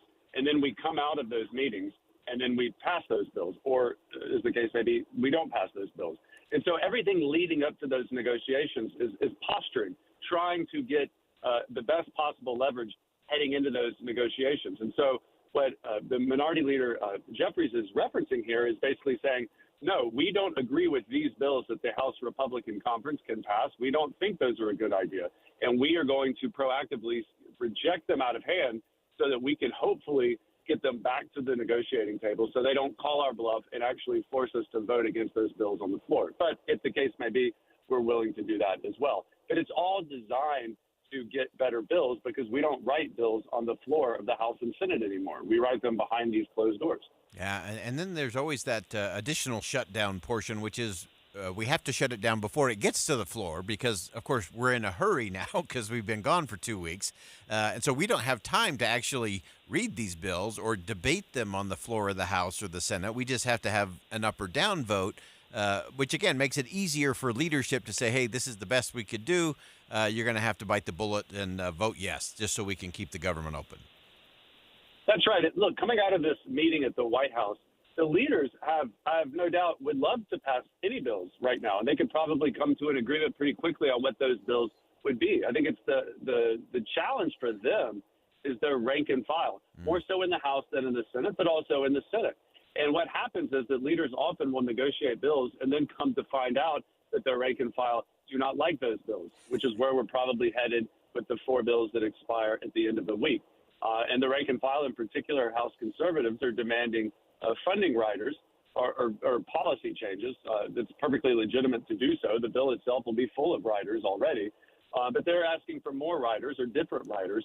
And the Democrats are rejecting those out of hand And so it'll be interesting to see if we end up with no bill and a short-term continuing resolution to keep funding going for another week or two, or if we'll end up with a bill or we'll end up with a shutdown. Yeah, and I know a lot of the conversation has been around, okay, should we just do this? I know there's a faction within the House that says, hey, if we're gonna punt, let's punt far, not short. let's punt for a year, and then to get to some of those automatic 1% cuts that were negotiated as part of last year's drama. That's correct. And there's as part of the current law that we have now, if it separated these 4 bills from the 4 bills that were going to expire on March 8th. So next week, we're going to be back at it again with 4 harder bills, I think much more controversial bills. But if they can't get an agreement on any set of these bills, then pursuant to that earlier law, what's going to happen is that you have an across-the-board cut in April. And that's going to upset Democrats. It's going to upset, I think, national security hawks and Department of Defense-minded Republicans who want to have more spending. And so you might see, I think you'll see this sooner in the Senate. We'll see a coalition of those forces coming together to avoid that. I think. But the question is, will they do they want to avoid that so much that they will accept and negotiate on some policy riders that the House Republicans are demanding, or will they try to somehow get a bill to the floor in the House that funds the government, that circumvents the House leadership and its speaker? Yeah, and I think all of that is amazing because we're only talking about 1%, right? These are 1% automatic cuts. You would think, hearing some of those weeping and wailing in Washington, that this was like a 50% cut. It's a 1% cut, which is interesting that there's this much trauma and drama over 1%. Tells you where our spending mindset is. I don't know a household in America that if you said, hey, you're going to have to cut 1%, they're going to cut 1% one way or another. Whether it's through a soda or the snacks at the gas station, somehow they're going to find a way to do that. Give us a sense, James, just in our last minute or so here, in terms of if they do this continuing resolution, are we still going to see this stair-step kind of approach from Speaker Johnson? Are we just going to see these go a couple of weeks down the road? What does that look like? What do you anticipate? Well, the scuttlebutt on Capitol Hill right now is maybe a continuing resolution through March 26th or so. That would give them time while also preserving the ability to avoid that 1% cut. They can always turn that cut off, too. I mean, they can pass a continuing resolution that goes into April or beyond that also turns that cut off and avoids that sequester, which is what they've routinely done in the past when put into this circumstance as well. But this is also why lawmakers don't like continuing resolutions, because they continue funding at last year's levels. And lawmakers, if you go forward, you automatically, with the baseline, not to get too complicated, but you get more money. It's assumed every year that the baseline increases with inflation. And as we know, inflation's been rather significant lately as well. And so what happens is that the government gets more money every year just to stay even. And that more money can be then used to invest in different priorities that lawmakers have. And so when you have a continuing resolution, it doesn't take that into account. They're already seeing that as a cut. And on top of that, you factor in an across-the-board 1% cut, and then it's like the end of the world for them. And I'm going to write it down right now because I think your prediction of March 26th is spot on, because that is the day that Congress wants to leave for the Easter recess. Well, there you go. There you go. I think you have picked it to the day, so we're going to note that in the files here on Inside Sources. March 26th will be the next Shutdown Showdown. You can stay tuned for all of the theatrics of that coming up. James Wallner, as always, thanks for helping us break it all down and look at the process. If we could get to the process, folks, we'd get to way better policy and much better governing. James, thanks so much for joining us today. Well, thanks for having me. All right, that's James Wallner, Sage of the Senate right there. And I know there's a lot of process pieces in there. And the interesting thing is that we're most likely to just see a little punt for a few weeks. And I think James probably got it right. I bet it's March 26th because that will create a new urgency. And the new urgency will be you all want to go home for a couple of weeks during the Easter and spring break. And that's what they're going to want to do. So they're going to want to get it done. And so somehow they will either do another continuing resolution or they'll actually get the job done. And then I'll just remind you that they're working on their homework from last year. They really should be working on this year's budget and this year's funding of the government because, as we continue to remind everyone, September 30th always comes every year without fail. Congress has got to do the job. James is helping us break it all down. We'll step aside for some bottom of the hour news. More Inside Sources coming up next.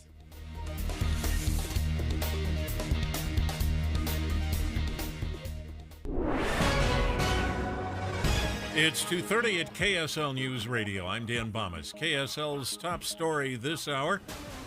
We have breaking news. A woman's body has been found in a creek in Brigham City. That's according to the Brigham City Police Department. Woman was about 70 years old, reported as possibly missing this morning. Police say she was pronounced dead at the hospital at about 1:20 this afternoon. A bill to build a Major League Baseball stadium on Salt Lake City's west side has passed a major legislative hurdle, but not before it went through a major change.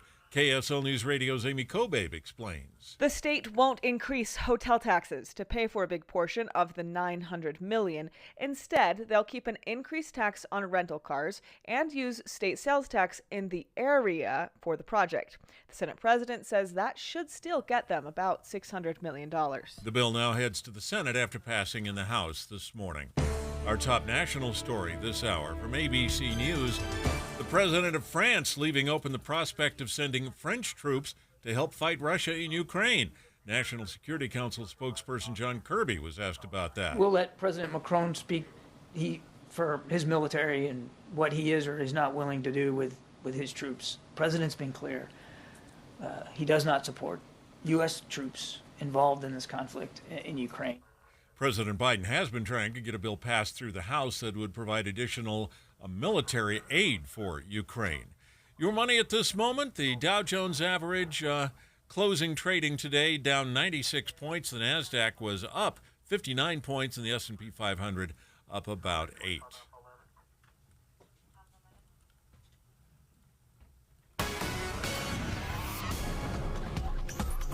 And coming up, it looks like we'll have a couple of nice weather days before we get back into the snow and rain. That's next.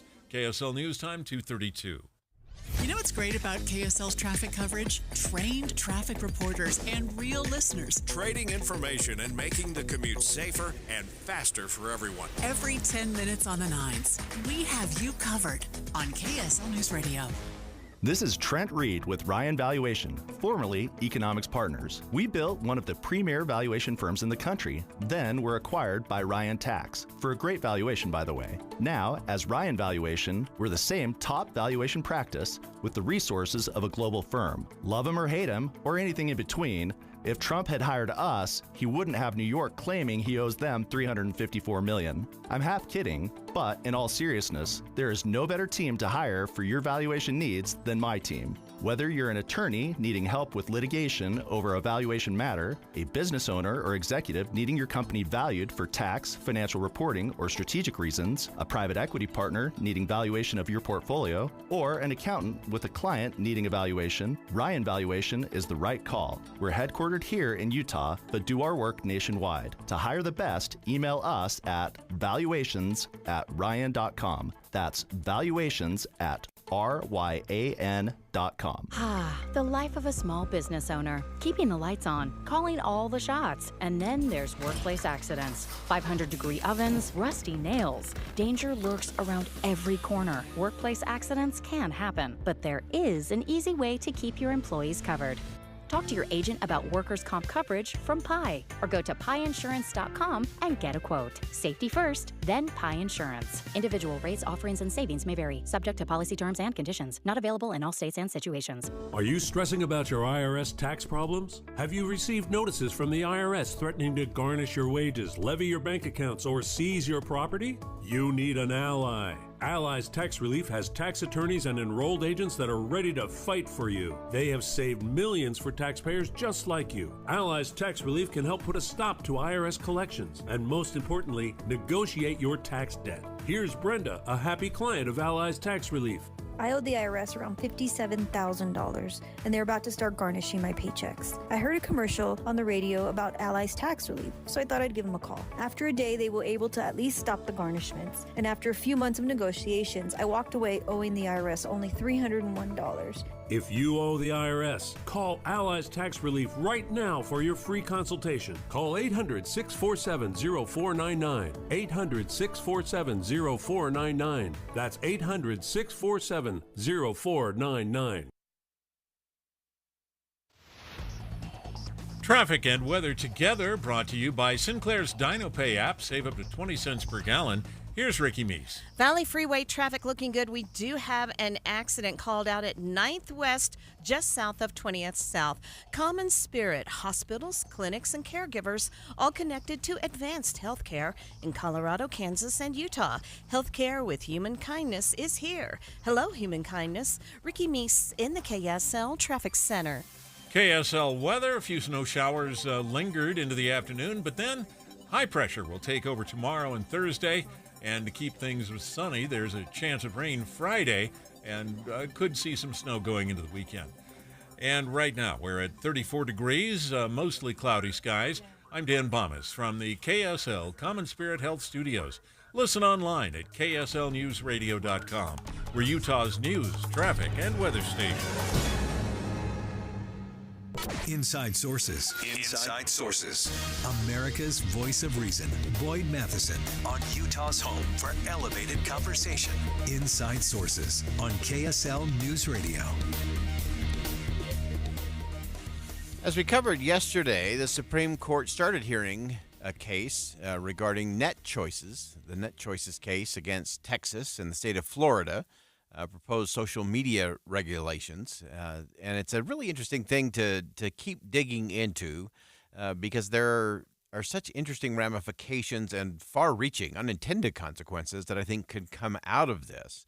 Now, we won't have a decision, of course, until in the spring, and it will be very fascinating for me to see whether the court just sends this back down, whether they try to narrow the scope.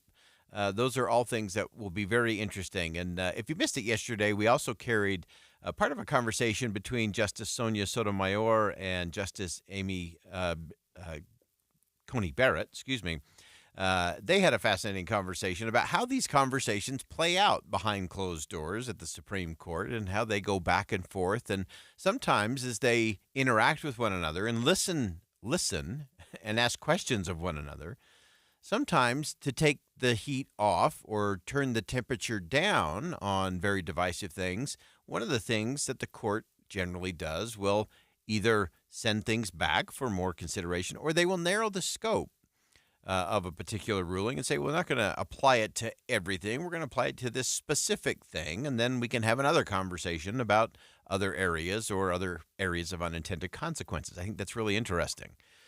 So with that as a backdrop, I want to just dig in a little further in terms of what we covered yesterday from this hearing and some of the takeaways from these arguments on social media laws. And obviously when you're dealing with social media companies and platforms and you're dealing with things like free speech rights, things are going to get messy very quickly. I think it's important to note that the cases like this are clearly going to shape the course of internet discourse for a long time to come. So these really do matter. So both Florida and Texas have enacted laws that limit the ability of large internet companies to curate what appears on their platforms.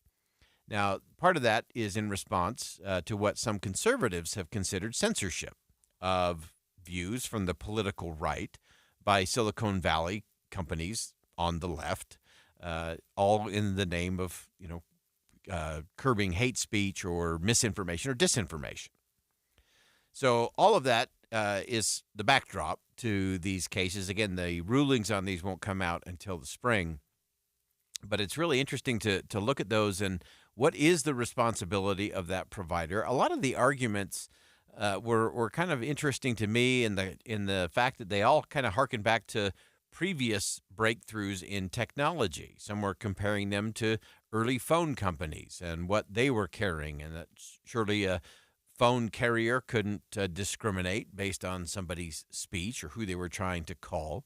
The other side pointed out that this was more like a newspaper, and some of the laws and the case law that is standing in terms of requirements for balance in terms of political campaigns and coverage in papers.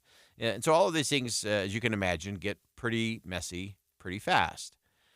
Now, one of the interesting notes from Paul Clement, who's the lawyer for NetChoice in this case, he argued that censorship was the wrong word when it's not the government acting and that the companies were exercising editorial judgment. So that's an interesting component to this. If it were the government saying, well, you can say this but not that, then, yeah, that could definitely get into that censorship space very fast. If it is a platform, you can say, well, no, that's editorial judgment. That's protecting their brand. That's protecting their viewers or subscribers or members, whatever it may be. Clement contended that it was unconstitutional under the First Amendment to compel the companies to publish views against their will. So this was where the argument got into this whole idea of are these platforms more like a newspaper or are they more like a telephone? And the reality is they're probably not either of those in the end. And so the complication, I think, is going to be how they choose to apply these particular laws and what that's going to mean moving forward. And so, again, we have to be very careful, one, that this doesn't drift into government censorship. That's a big problem that everybody should worry about, regardless of whether or not you agree with someone politically or any other kind of view on the issues of the day, especially the social issues of the day. But you have to get to this whole idea of free speech and then this idea of curation and editorial control becomes a really interesting argument. And to me, the most interesting thing of all of this is that both sides on these cases are arguing on the basis and the merits of free speech. And so then the question is, who's treading on it? Who's protecting it and preserving it? They're both making the case that, they're on the side of the angels in terms of protecting important free speech and not allowing everything to get just muddied into the muck of it all. So we're going to continue to watch all of those things as these cases continue to roll forward. I actually think the more important conversation is not whether the government is controlling that speech or whether a platform is controlling that speech. I think the most important conversation we have to get to is what are we doing to control our own speech?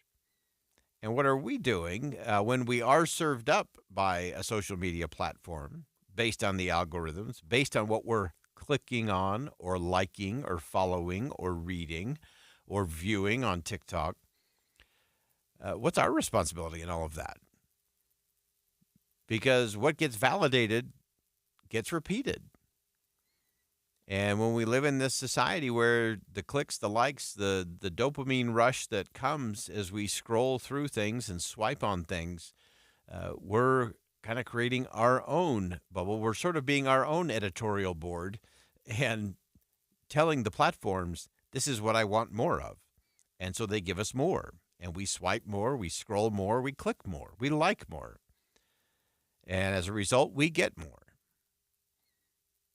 So while everyone's got a role to play, and I think the most important place to start is your digital device, your conversations, and what you're putting out there into the social media world as well. So everyone's got a role to play. Everyone's got responsibilities as it relates to all of these things. There will be cases coming from the Supreme Court that will shape how some of these things move going forward. But I will repeat, I think the most important case is your own case as to what you're going to view, what you're going to click and like, and then what are you going to put out on your social media. All right, we're going to go ahead and step aside for one last break. When we come back, some final thoughts on Inside Sources here on KSL News Radio. Stick around. We'll be right back.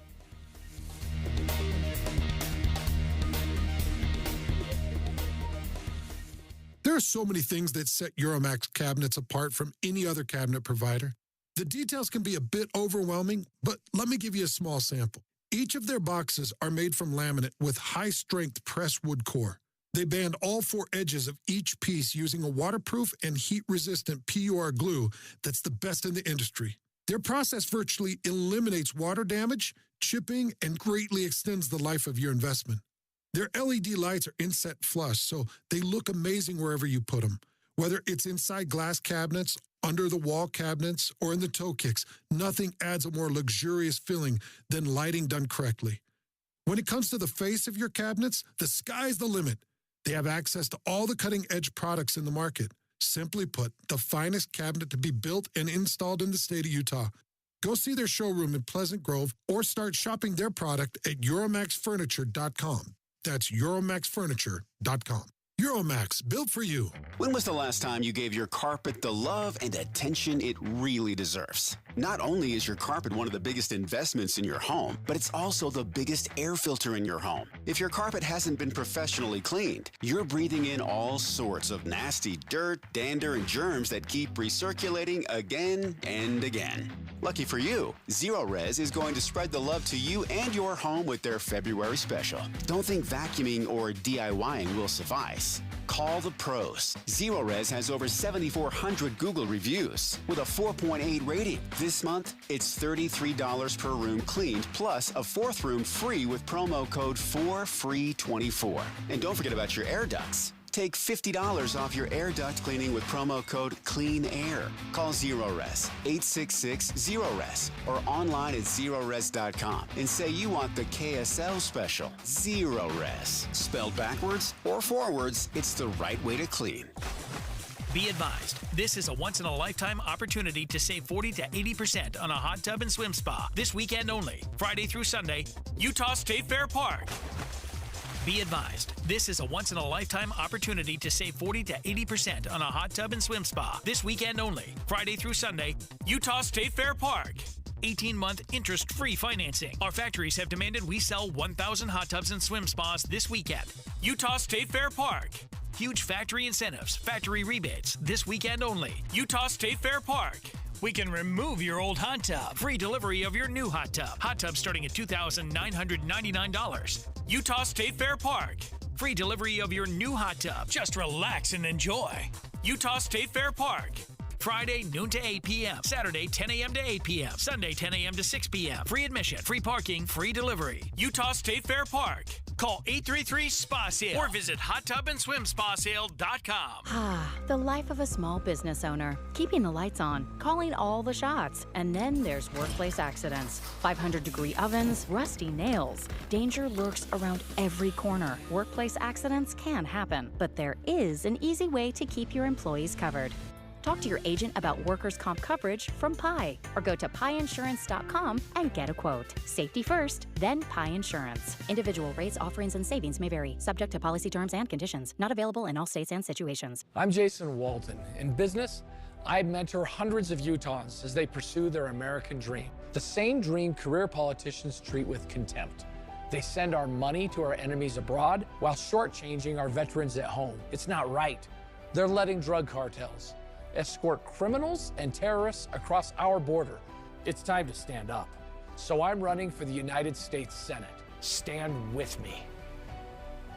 I'm Jason Walton, and I approve this message. Paid for by friends of Jason Walton for Senate. This is Trent Reed with Ryan Valuation, formerly Economics Partners. We built one of the premier valuation firms in the country, then were acquired by Ryan Tax, for a great valuation, by the way. Now, as Ryan Valuation, we're the same top valuation practice with the resources of a global firm. Love him or hate him, or anything in between, if Trump had hired us, he wouldn't have New York claiming he owes them $354 million. I'm half kidding, but in all seriousness, there is no better team to hire for your valuation needs than my team. Whether you're an attorney needing help with litigation over a valuation matter, a business owner or executive needing your company valued for tax, financial reporting, or strategic reasons, a private equity partner needing valuation of your portfolio, or an accountant with a client needing a valuation, Ryan Valuation is the right call. We're headquartered here in Utah, but do our work nationwide. To hire the best, email us at valuations@ryan.com. That's valuations@ryan.com.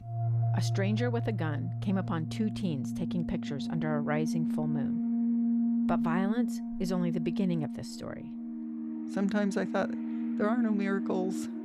Yeah, there are, and this is a big one. I'm Amy Donaldson, and I've spent my career talking about how lives are undone by violence. The Letter is a podcast about how lives are remade. Follow The Letter at theletterpodcast.com or wherever you get your podcasts. Social Security is with you through life's journey from birth to retirement. As your life changes year to year, so do your needs. For over 80 years, Social Security has helped to meet your needs and is committed to improving access to the services that make a difference in your life.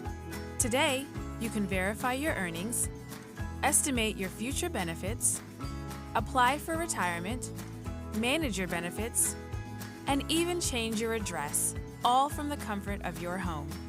Social Security's online services help put you in control with secure access to your information anytime, anywhere, allowing you to spend more time with family, friends, or simply just enjoying the day. Social Security, securing today and tomorrow. See what you can do online at socialsecurity.gov. Produced at U.S. taxpayer expense. Inside Sources with Boyd Matheson. Our goal every day on Inside Sources is to help you divide the rage from the reason, elevate the conversation, connect the dots, and make the news make sense in your world. We have conversations with great thinkers, with great leaders, and great people who are just out there making a difference in the world. Now, we do talk about politics, but only so we can discuss society and culture. And then we explore society and culture so we can discuss principles and the people in America and the state of Utah who actually live them and apply them every day. We bring the best and brightest minds to the state of Utah, and we love to take the Utah model and send it out to our nation's capital and beyond. Every day on Inside Sources, you'll be part of that conversation. To help you understand things in a different way, we'll get you to think again about what you think you know, but most important, we're going to help you have confidence to have crucial conversations in your community and in your own home. Join Inside Sources with Boyd Matheson, 1 to 3 on KSL News Radio. With the three things you need to know this hour, I'm Dan Bomas. First, a woman found in a creek in Brigham City this afternoon. She was taken to the hospital where she was pronounced dead. Second, a key funding component was taken out of the bill meant to subsidize a Major League Baseball stadium in Salt Lake City. And third, the president of France won't rule out sending troops from his country to fight in Ukraine.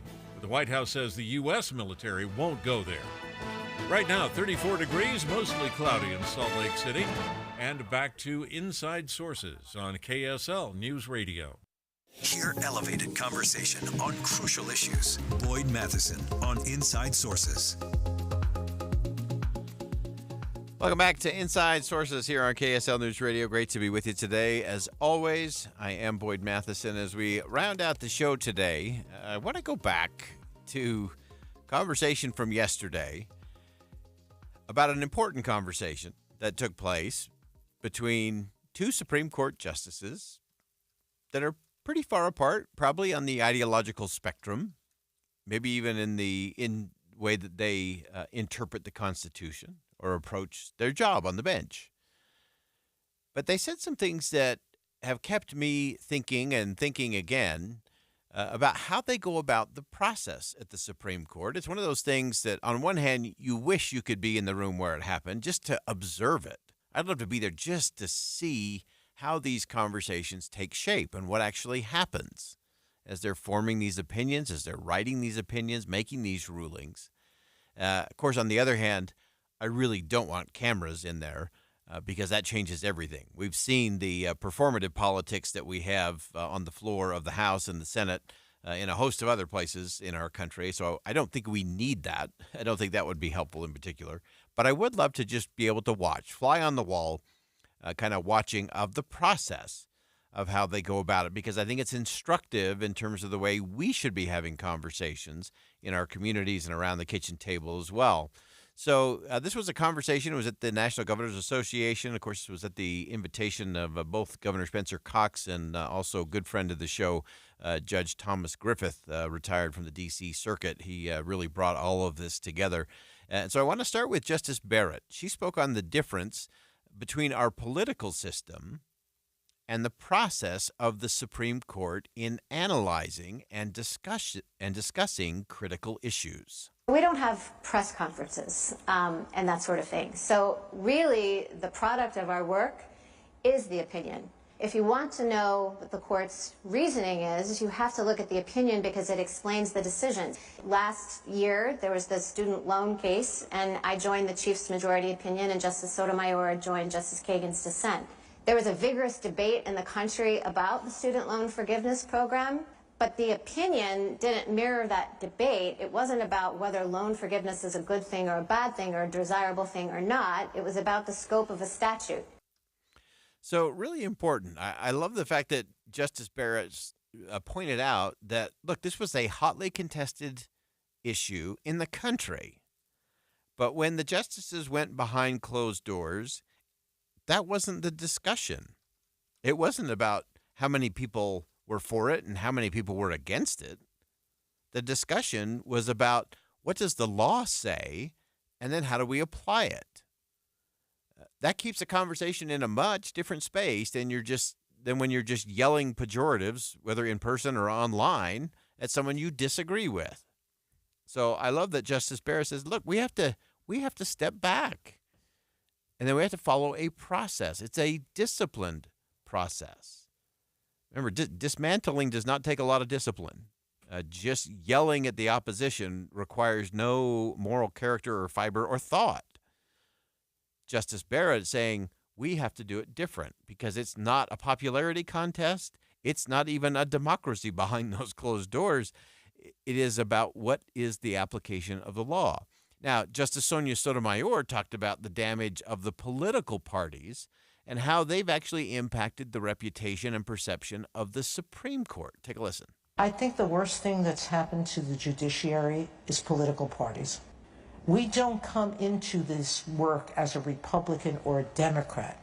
We don't even come to it as an originalist or a plain text. You come into it as a judge who believes that our job is to find the best answer to the legal questions that the court is presented with. And so I think that's sacred to almost all of us.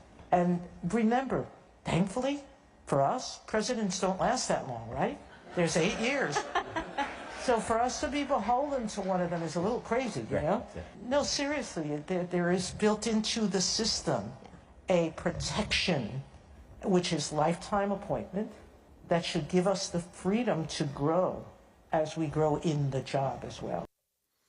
So many important things there from Justice Sotomayor. I think in terms of this whole concept that they have this sacred, they hold it sacred, this obligation to find the best solution and the best path. I love that she pointed out the fact that none of them are beholden to presidents. Presidents just don't